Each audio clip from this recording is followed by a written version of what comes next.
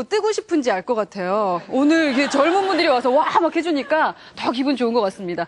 앞 시간에 우리 송 교수님께서요, 김영세 대표님에 대해서 너무 멋지게 풀어주셨어요. 그죠? 그래서 그 김영세 디자이너에 대한 또 다른 파괴하는 모습을 볼 수 있었다라는 게 우리한테 되게 큰 어떤 수학이지 않을까 싶어요. 그냥 책으로만 느낄 수 없었던 것을 느꼈습니다. 우리가 함께하는 희망도우미는 김영세 님이신데요. 우리가 사실 젊은 사람들에게 필요한 필수품이 있죠? 어떤 게 있죠? 핸드폰 있고요. 그리고 MP3 딱 나오는군요. 뭐 여러 가지 있죠. 제가 MP3 얘기하고 싶었거든요. 2005년도입니다. CES라고 알고 계시죠? 국제적인 전자쇼입니다. 제가 작년에도 다녀오고 재작년에도 다녀왔는데 그 국제 전자쇼에 가면요, 막 정말 전 세계적으로 잘 나가는 전자 제품 판매하는 곳, 아니면 뭐 디지털 회사 구글도 나오고 또 뭐예요, 마이크로소프트사도 나오고 우리나라의 삼성, LG까지 정말 잘 나가는 분들이 나오시는 그런 쇼예요. 그 쇼에서 빌 게이츠가 2005년도에 그 디지털 라이프를 설명하면서 이제 세상이 바뀔 것이다 하는 기조연설에서 뭔가를 들고 나왔습니다. 그게 여러분들이 말씀하셨던 바로 MP3였는데요. 그 MP3를 디자인했던 사람, 빨간색이었어요. 그 디자인했던 사람이 누구? 오늘의 희망도우미 김영세 님이십니다. 디자인이라는 것은 이렇게 그 형태만을 얘기하는 게 아니더라고요. 처음에 디자인을 배울 때는 상당히 그림적인, 조각적인 이런 형태에 대한 것이 중요하다고 생각했는데, 물론 굉장히 중요합니다. 디자인이라는 건 일단 아름다워야 되니까요. 근데 그 못지않게 중요한 것은 편리해야 된다. 쓰기 좋아야 된다. 그 다음에는 만들기도 쉬워야 된다. 그 만들기 쉬워야 가장 많은 사람들이 나의 디자인을 만족하게 사용할 수 있다. 그래서 대중을 위한 것이다. 디자인은 어떤 특정층을 위한 것이 아니라 대중, 모든 사람들을 위한 일이다. 디자인이라는 것은 고정관념에서 벗어나는 것이다.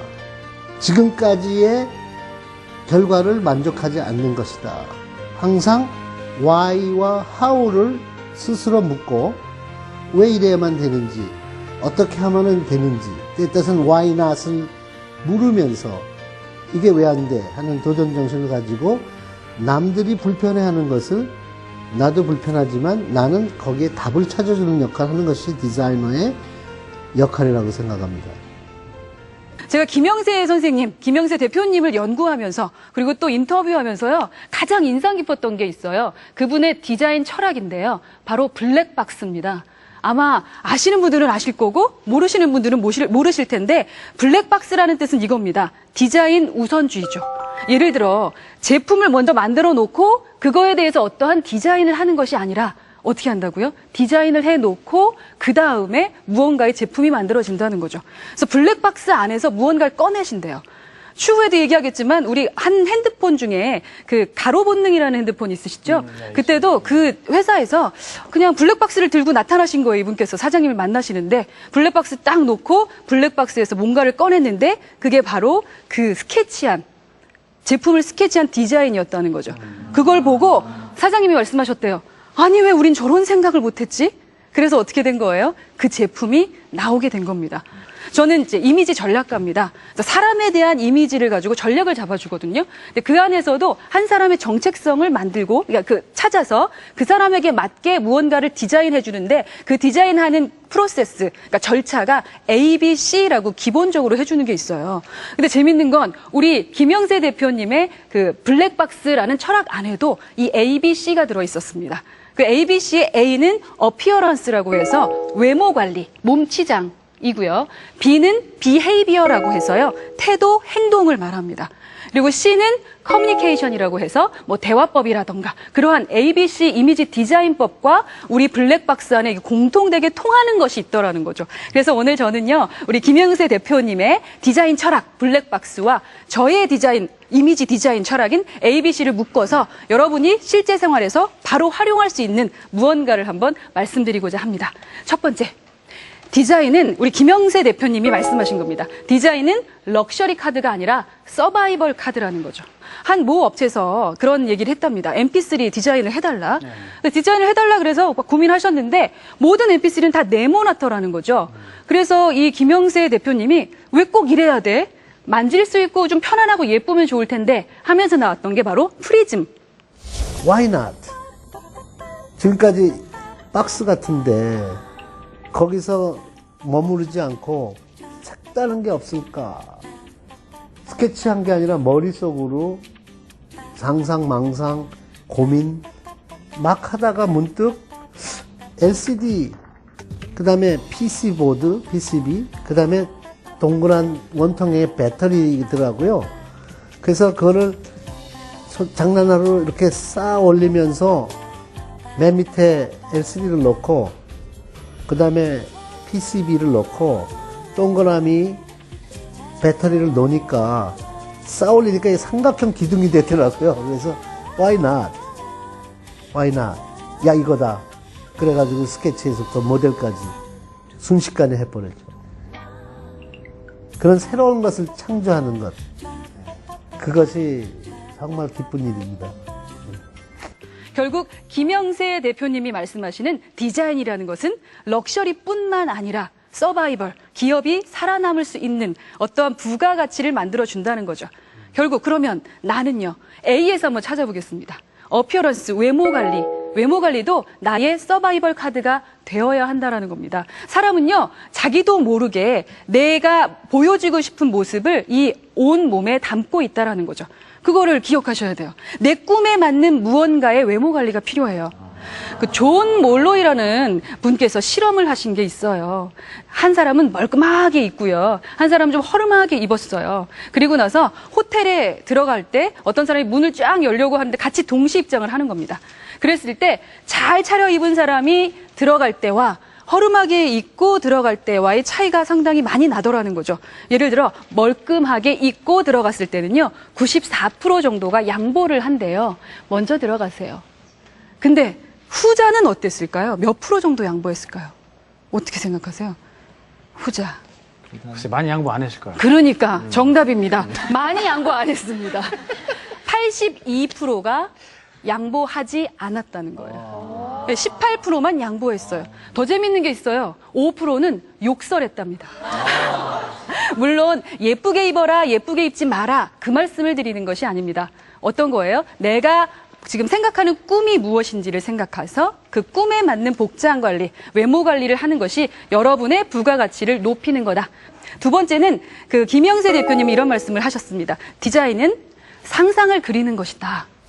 옛날에 미국서 한국에 출장 와가지고 공항서 이제 서울 시내로 들어오는데 차가 꽉 막혀가지고요.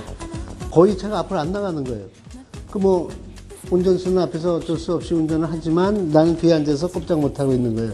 그랬을 때, 야, 이거 큰일 났구나. 약속 시간도 막 늦을 것 같구나. 굉장히 불편했을 때 생각나는 게, 야, 이 차가 좀 떠서 쫙 100m, 200m 날아가다가 내렸다가 이렇게 가면 안 될까? 그러면서 혼자 공상과학 만화처럼 생각을 하다가, why not? 한번 내가 해봐야지. 그리고 스케치를 한 거가 이런 그림입니다. 이렇게 해서 자동차가 하늘을 나르는 모습을 상상을 했었고, 그거를 진짜 지금 작업을 하면서 디자인을 진행하고 있거든요. 그런 걸 돌이켜볼 때는 우리가 살면서 불편할 때, 그때 아이디어가 나오는 거예요. 그 아이디어 나오는 시점은 항상 어디가 될지 언제가 될지 모르는 거예요. 그 대신 우리는 그 아이디어 나올 때 빨리 캐치해야 된다. 그래가지고 잃어버리기 전에 스케치를 한다. 우리 생각이 바꾸면 뭐가 바뀐대요?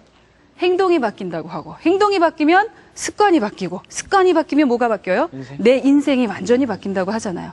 그 중에 행동에 뜻하는 것이 바로 이 메모 습관이라는 겁니다. 저는 메모라는 것은요, 하나의 내 꿈을 그리는 작업이라고 생각해요. 결국 뭔가를 잊기 위해서 메모하는 것이 아니라 내 꿈을 그려가기 위해서 메모하는 게 중요하다는 거죠. 제가 빨간 수첩 하나를 들고 있는데 이건 제가 작년에 썼던 수첩입니다. 저도 한 15년 전부터 늘 꿈을 그렸었거든요. 그래서 늘 똑같이 하는 작업이 있습니다. 내 꿈에 대한 거를 늘 이렇게 써요. 이게 1년의 목표, 그리고 뭐 10년의 목표. 10년의 목표를 써놓고, 그 다음에 5년의 목표를 써놓고, 또 1년의 목표를 써요. 1년의 목표를 쓰면요, 달마다 해야 될 게 나옵니다. 그렇지. 예, 달마다 해야 될 게 나오면요, 일주일에 뭘 해야 될지 알아요. 그래서 보시면, 주마다 써있고, 뭐 장사하는 사람 같긴 한데, 이게 뭔가 보여드리면 훨씬 더 좋을 것 같아서, 보시면 이제 늘 제가 일주일마다 쓰는 내용들이 있어요. 아이디어가 있을 때도 한 수첩에 꼭 적어 놓죠. 이러한 것들을 계속 하다 보면 진짜 뿌듯합니다. 하루 지났을 때 내가 할 일을 다 했어. 그럼 어떻게 하면 돼요? 나한테 칭찬해 주는 거예요. 와, 역시 허은아 대단해. 이쁘다. 칭찬해 주는 거예요. 그리고 나서 다음날 또 내가 할 일을 쓰는 거죠. 그리고 나면 일주일을 한번 정리하게 됩니다. 일주일 동안 내가 어떤 일을 했는지를 알고 내가 지금 제대로 가고 있는지를 한 번쯤 체크하게 되죠. 그러면서 말씀하셨던 것처럼 뭔가를 밀어가는 거 아닐까 하는 생각을 했거든요. 지금 여러분들도 상상하는 것을 바로 메모하는 습관을 가진다면 여러분의 꿈들이 막 그려지고 만들어지는 것들이 느껴지지 않을까 하는 생각을 합니다. 자, 세 번째는요. 또 한번 네, 감사합니다. 한번 만져보세요. 네. 세 번째는 디자인은 커뮤니케이션이다라는 겁니다. 이 커뮤니케이션이라는 것은요, 이제 제품을 만들 때 마찬가지일 것 같아요. 여러분 그 여성분들이 좀 많으시니까요. 그 슬라이드로 되는 하나 그거 화장품 기억나시죠? 컴팩트. 예. 그게 어떻게 나왔는지를 한번 들어봤어요. 김영세 선생님한테. 비행기 타고 딱 내려서 공항 픽업을 사모님이 나오셨답니다. 사모님이 나오셔서 차 타고 집에 오시는 길에 여쭤봤대요. 야, 내가 이번에 화장품을 디자인을 해야 되는데 컴팩트 있잖아요. 이거 할 때 어떻게 디자인하면 좋을 것 같아요? 하고 물어봤대요. 그랬더니 사모님이 와, 그거 너무 잘 됐다고. 내가 운전하거나 뭔가 할 때 맨날 이렇게 열었다가 뺐다가 거울 보는 게 너무너무 불편한데 거울이 좀 앞에 좀 있었으면 좋겠고 좀 멋있었으면 좋겠다고 말씀을 하셨더니 오시는 길에 한 30분 만에 디자인을 해버리셨대요. 그 고객의 입장에서 아하, 주부가 원하는 게, 여성이 원하는 게 이런 거구나 라는 것을 보고 바로 채택하셨다는 거죠. 그 사용자의 그 진짜 이모셔널한 사이드, 그러니까 감성적인 부분, 이런 그 사용자의 기대치, 사용자의 그 뭐랄까 필요성, 이것을 진짜로 깨달으려면은 그 사용자를 이해해야 되지 않겠는가. 그래서 때에 따라서는 그 사용자를 한 사람에 초점을 맞춰가지고 내 와이프가 좋아할 수 있는 메이크업용 컴팩트는 과연 어떤 것일까? 그 대신 그거는 100% 만족시켜줘야 되거든요. 네. 대신. 완벽해야 되거든요. 그래서 그 사용자가 너무 좋아서 기뻐서 눈물이 날 정도가 돼야 되거든요. 그러면 그 한 사람을 위한 그 아이디어가 비슷한 생각한 수백만들한테 금방 공유가 되거든요. 김영세의 그 블랙박스 디자인 철학에서 우리가 배울 수 있는 것은 바로 커뮤니케이션을 할 때는 역지사지해야 된다는 겁니다. 상대방이 어떤 생각을 하고 있는지를 생각해 봐야 된다는 거죠. 저 예전에 그 여승문 출신이기 때문에 그 음식을 서빙하는 일을 했었잖아요. 그래서 음식점에 가면 되게 예의 바르게 하려고 애를 많이 씁니다. 물론 심부름 많이 시키는 편인데 말 하나 가지고 상당히 예쁜 고객이 있고 되게 미운 고객이 있어요. 예를 들어 아주머니 깍두기 하나만 더 주세요. 이렇게 얘기할 때도 아줌마 깍두기 하나 이러면 진짜 주기 싫어요. 그럴 것 같지 않으세요? 근데 아줌마 이거 정말 깍두기가 어쩜 이렇게 맛있어요. 조금만 더 먹으면 안 될까요? 하면 그 아주머니 입장 어떤 줄 아세요? 정말 싸주고 싶어. 그런 마음이 드는 거죠. 무언가 상대방의 입장에서 생각해보는 것, 그 부분을 마지막으로 말씀드렸습니다. 제가 끝낼 때 요즘 그 일주일 동안 저희 희망특강 파랑새를 기다리시면서 할 수 있는 희망 주문을 몇 주 전부터 해봤습니다. 그래서 오늘도 희망 주문 준비해왔는데 한번 해볼까요? 네. 감사합니다. 자, 뭐냐면요. 내 꿈 상큼입니다. 내 꿈 상큼. 내 꿈에 맞는 외모 관리와 꿈을 그리는 메모와 그리고 상대방의 입장에서 시작하는 커뮤니케이션을 통해서요. 큼지막한 내 꿈을 이뤄나가자라는 뜻입니다. 자, 그래서 한번 외쳐볼 텐데요. 이건 상큼해야 돼요. 저는 좀 덜 상큼할 테니까 여러분들께서 조금 더 상큼하게 내 꿈 상큼 이렇게 하면서 마치도록 하겠습니다.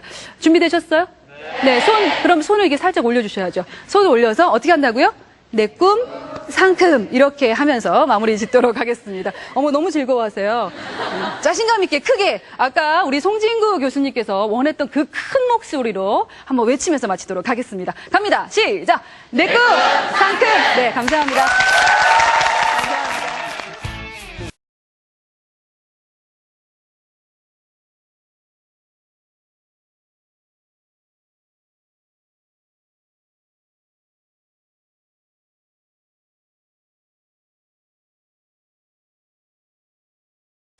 그냥 갖고 있는 거고 디자이너나 예술가들은 그것을 표현해내서 하나의 만들어내는 거고 보여줄 수 있는 거고 이 차이점인 것 같아요. 제 생각에는.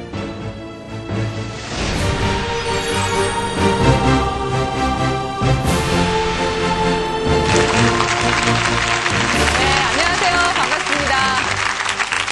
자, 오늘 저는 그 영화 얘기로 좀 시작을 해보고자 하는데요. 락큰롤 인생이라는 영화 혹시 보셨나요?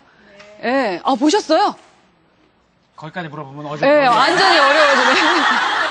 네, 이 영화는요, 그 락밴드의 어떠한 이야기를 담은 다큐멘터리 영화입니다. 네, 근데 이 영화의 주인공의 평균 나이가 몇 살 정도 될까요? 한번 윤 교수님. 본 적이 없어가지고.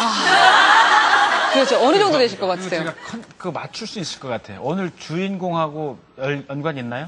그럼요. 37살일 것 같아요. 안타깝습니다. 81세입니다. 사실 이건 편견일 수는 있겠지만 그 연세 정도 되면 왠지 이 악기 들기 좀 힘들 것 같고 박자 맞추기 좀 힘들 것 같고 그죠? 그런 생각이 듦에도 불구하고 그분들이 7주 동안 무언가를 하는 거를 봤더니만 연주를 그렇게 잘하더라는 거죠. 그러니까 그 밴드 이름이 뭐냐면요. Young at Heart입니다. 그러니까 마음 많은 청춘이다라는 그런 영화인데요. 제가 오늘 이 마음 많은 청춘이다라는 말씀을 드리는 이유가 바로 오늘의 희망도우미 이상봉 디자이너 때문입니다.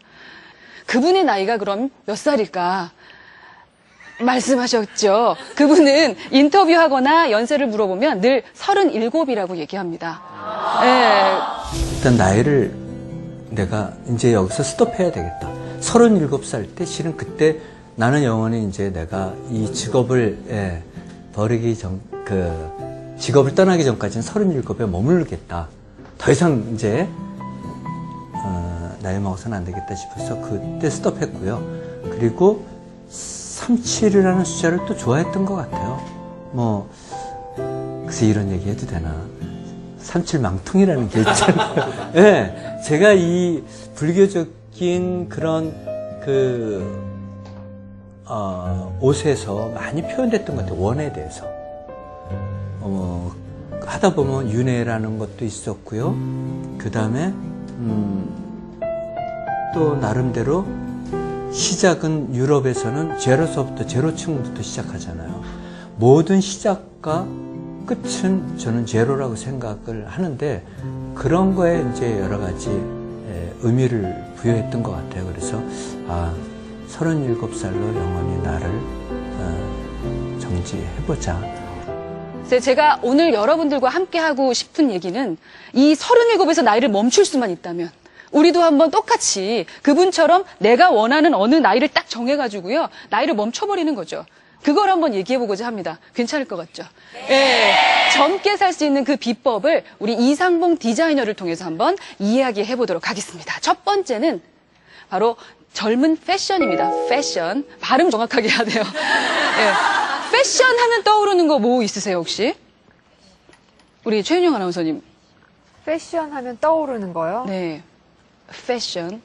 모델? 모델, 그죠? 모델 네. 떠오르고, 저 어떤 그냥 원어 그대로 유행? 유행. 그렇죠. 이러한 것들이 떠오릅니다. 그럼 제가 한번 반대로 여쭤볼게요. 아줌마 패션 하면 어떤 게 떠오르세요? 송지국 교수님. 이게 방송 용어인지 그거 모르겠는데 옛날에 나이롱, 뽀삐롱 바지, 치마.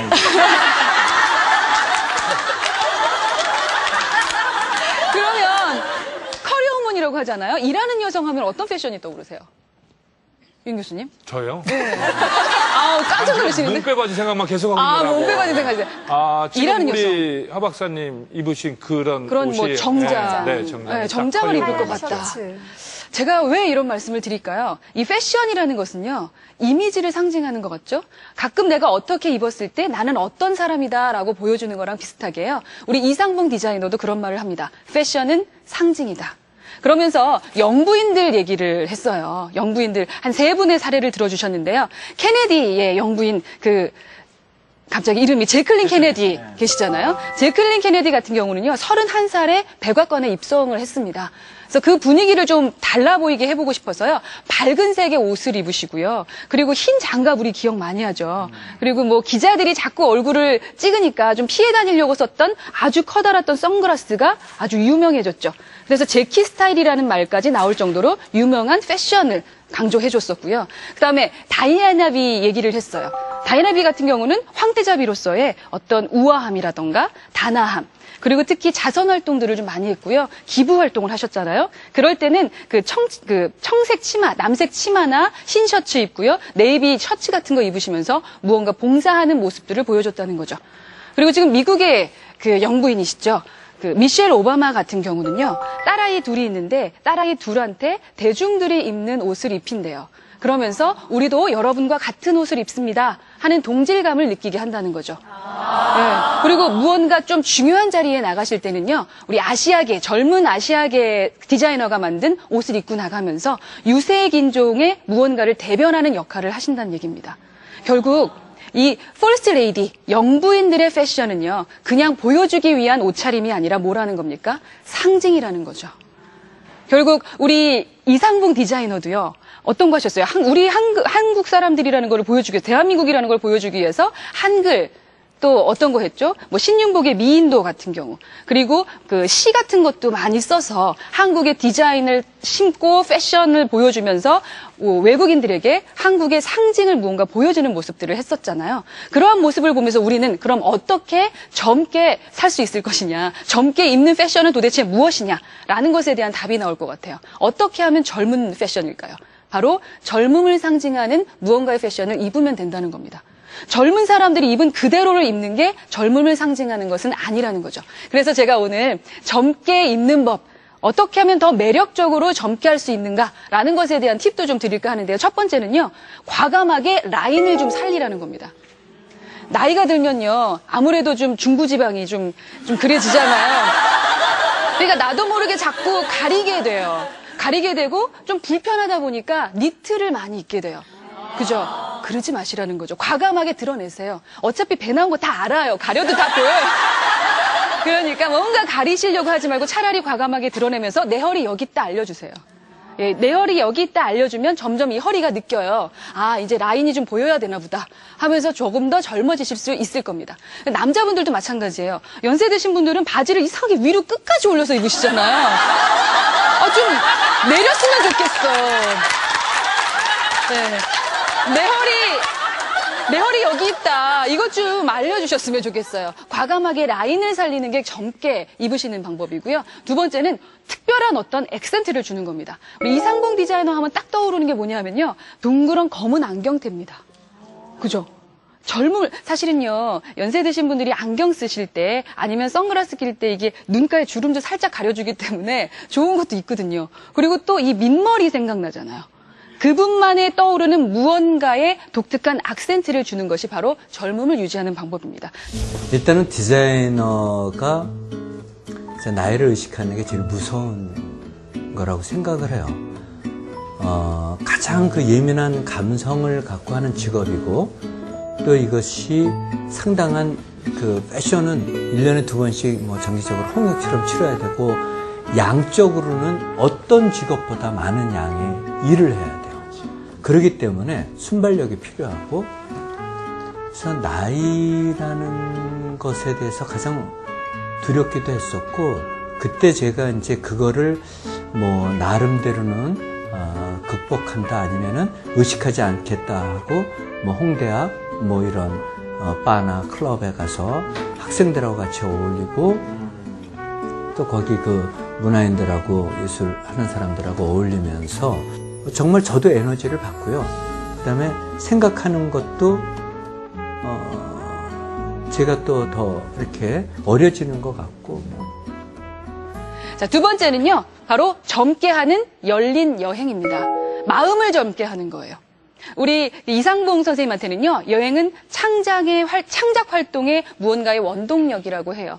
그러니까 여행의 목적이 그냥 여행이 아니라 무언가를 새로 출발하는 시작이라는 거죠. 그래서 정말로 그 아프리카에 가셔서 무언가의 모티브를 얻어서 컬렉션을 하신 적도 있으시고요. 그리고 또 유럽에서 사온 무언가를 가지고 모티브를 얻어서 또 컬렉션을 하시고 그러면서 자꾸 하나하나 얻어가면서 내 새로운 삶에 자꾸 도전하게 되는 거죠. 모든 것을 하나에 열어놓고 그냥 많이 보고 느끼게 하는 게 중요한 것 같아요. 어렸을 때는. 그리고 젊은 좀 안타까운 거는 우리나라 입시제도 때문에 정말 학생들이 느끼는 작업보다는 지금처럼 지식을 쌓아두는 판단 능력보다는 하나의 저장하는 거에 많이 치중되어 있는 이거를 어떻게 우리가 체험해서 느끼게 하는 수업으로 바꾸느냐가 우리나라의 창의력을 키우고 그다음에 그런 디자인 강국이 되는 그런 게 아닌가 싶거든요. 그래서 제가 볼 때는 이거는 나이 들어서도 바뀌어질 수가 있겠지만 어렸을 때부터 이것이 훈련되어지는 게 가장 좋죠. 사춘기 이전에. 마지막 세 번째는요. 바로 당신을 젊게 하는 선물입니다. 선물 하면 어떤 게 떠오르세요? 윤 교수님한테 여쭤보면은 저요? 또 이러실까봐 그래도 여쭤볼게요. 선물하면요. 돈이요. 역시 금일봉이 떠오르시는군요. 맞아요. 우리는 대부분 나이가 들어가면서 자꾸 변해가는 것 같아. 이 선물은 마음을 담는 거다라고 늘 배워왔고 그게 진실인 걸 알면서도 자꾸 이 돈의 가치하고 우리가 연결을 짓는 게 조금 아쉬운 점인 것 같아요. 근데 그거는요. 나이 든 생각, 나이 든 선물입니다. 이제부터 젊은 선물을 하고 싶으시다면 이렇게 하시면 됩니다. 우리 이상봉 디자이너는요. 따님이 결혼하실 때 웨딩드레스를 디자인해줬다고 합니다. 근데 생각해보시면 에이 디자이너가 웨딩드레스 아빠가 해주는 거 당연한 거지 라고 생각하실 텐데요. 저는 이상봉 디자이너가 딸에게 줬던 선물은 웨딩드레스라고 생각하지 않습니다. 그 웨딩드레스를 만들기 위해서 치수를 재죠. 그리고 가봉하고 디자인 하시잖아요. 그녀와 함께했던 내 딸과 함께했던 그 시간이 선물이라고 생각해요. 그분 그렇게 얘기하시더라고요. 내가 그 수많은 여자들의 허리 모델 얘기하는 겁니다, 여러분. 허리도 만져보고 몸의 사이즈를 재봤지만 내 딸의 사이즈는 처음 재봤다는 거죠. 내 딸이 이렇게 마르고 이렇게 고생하며 사는지 몰랐다는 거야. 근데 저는 그거 보면서 눈물 날 것 같더라고요. 우리 어렸을 때 아이 늘 안고 살았잖아요. 그죠? 초등학교 들어갈 때까지만 해도 안고 살았잖아요. 요즘에 얼마나 안아주고 계시는지. 그걸 보면서 우리 딸이 이 무거운 웨딩 드레스를 입고 정말로 입장할 수 있을까라는 걱정하면서 서로 무언가 소통한 것이 아닌가 싶어요. 그게 진짜 선물입니다. 저 예전에 저를 기억해주는 선물에 대한 이야기를 하나 해보고 싶은데요. 제 생일이었어요. 제 생일에 저희 직원들이 명패 사장들 하면 이렇게 앞에다 사장, 허은아 이렇게 쓰는 거 있잖아요. 명패를 선물을 해온 거예요. 제가 그거 보고 사실은 울었어요. 왜 울었냐면 저희 회사가 지금 11년 차인데요. 8년 차까지 저는 명패가 없었습니다. 왜냐하면 아직 그런 걸 만들 때가 아니라고 생각했고 좀 부끄러운 것도 있었고요. 근데 우리 직원들, 우리 식구라고 늘 얘기하는데 우리 식구들이 우리 대표님 왜 명패가 없을까? 우리 명패님 자랑스러운, 대표님 자랑, 명패님이란다. 네, 대표님 자랑스러운데 이런 생각을 하면서 자기들끼리 개인 돈을 모아서 생일날 선물해 준 거야. 눈물 나요, 안 나요? 네. 진정 젊은 선물이라는 것은요. 그 상대방을 생각하고 기억하면서 그 사람이 원하는 게 뭔지를 갖다 주는 거. 그랬을 때 저는 우리 직원들 덕분에 젊게 사는 거죠. 제가 이상봉 디자이너보다 조금 나이가 많군요. 그죠? 37이시니까. 저는 이제는 28이라고 그러고 살까 봐요. 네. 점점 좀 젊어지고 있다는 생각을 합니다. 제가 오늘 여러분한테 젊어지는 법 3가지 알려드렸는데 아마 기억하실 것 같아요. 젊은 패션, 그리고 열린 마음을 갖게 하는 어떠한 여행을 가져보자. 그리고 3번째로는 그 사람을 기억할 수 있는 선물을 해보자 라는 말씀을 드렸고요. 우리도 이제부터 나이 정하셨죠? 혹시 25세로 정하셨나요? 네, 나이를 정하셨다면 그 나이에 멈추는 겁니다. 그리고 우리도 한번 해보는 겁니다. 해보실 자신 있으시죠? 네. 자, 오늘 제가 마지막으로 희망주문 한번 외워야 되지 않겠습니까? 희망주문도요. 나나 너나 젊어지자 이 뜻입니다. 자, 나는요, 나를 매력적으로 보여줄 젊은 패션과 그리고 나를 젊게 하는 열린 여행과 그리고 너를 젊게 하는 선물로 나이를 잊고 우리 젊어지자라는 뜻입니다. 젊어지시겠어요? 네, 갑니다. 그러면 나나 너나. 네, 사실 제가 좀 다르게 한번 해보려고 그랬더니 반응이 안 좋아요. 그래가지고 그냥 이걸로 가겠습니다. 나나 너나 젊어지자입니다. 오늘 정말 많은 걸 하셨어요. 그 젊은 사람처럼 아주 크게 외치면서 마치도록 하겠습니다. 갑니다. 시작! 나나 너나. 예, 감사합니다.